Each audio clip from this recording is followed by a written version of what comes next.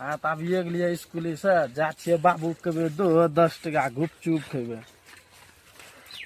और अभी तो रुको, क्लाइमैक्स अभी बाकी। 4 बजे गेला अभी तक छोड़वा पढ़ी कि नहीं लो आवे एक पूछे छोरा कहाँ रहे एते दिनों से व्यस्त। खरा शुरू करते हैं बिना किसी बकचोदी।